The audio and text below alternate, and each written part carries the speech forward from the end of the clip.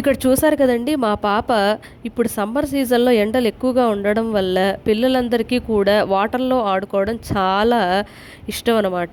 అందుకోసమని నేను మా పాప కోసం ఏం చేశానంటే, డీప్ ఫ్రిడ్జ్‌లో ఉండేటువంటి మంచునంతా కరగబెట్టి, ఆ వాటర్ కూలింగ్ తగ్గిన తర్వాత ఈ వాటర్‌తో ఆడుకోమని ఇచ్చానండి. సో, మీ ఇంట్లో కూడా చిన్న పిల్లలు ఎవరైనా ఉంటే, వాళ్ళకి వాటర్ అంటే ఎక్కువ లైక్ అయితే సమ్మర్ సీజన్‌లో ముఖ్యంగా ఈ విధంగా ఇచ్చి చూడండి. వాళ్ళు బాగా ఎంజాయ్ చేస్తారు. కాకపోతే నోట్లో పోసుకోకుండా చూసుకోవాలి. ఈ వాటర్ ఇంకొకటేంటంటే ప్లాంట్స్‌కి గూడా మనం పోయొచ్చండి. పోస్తే ప్లాంట్స్ గూడా బాగా గ్రో అవుతాయి.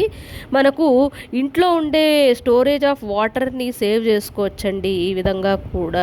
మా పాప అయితే ఒక బాతుని తీసుకొని దానికి మంగళ స్నానాలు చేయించిందండి. ఆ మంగళ స్నానాలు ఒక సీవ్ తోటి వాటరు దాని మీద పోసిందండి. అది మాత్రం బాగా ఎంజాయ్ చేసిందండి. డక్ జలకాలాటలలో గలగల పాటలతో ఏమి హాయిలే హలా అని ఎంజాయ్ చేసింది.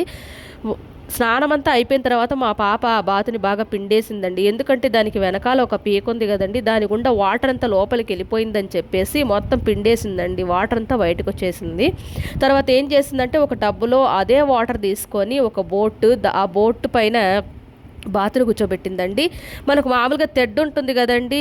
బోటుని నడిపేదానికి ఆ తెడ్డుని స్పూన్ లాగా చేసుకునిందండి.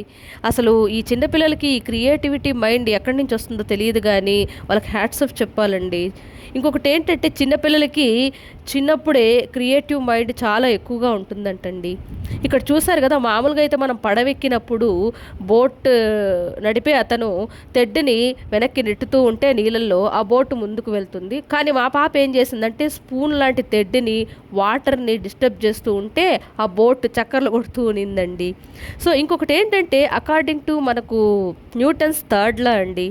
For every action there is an equal and opposite reaction అండి. ఇది ఈ పడవకి బెస్ట్ ఎగ్జాంపుల్ అని చెప్పొచ్చనమాట.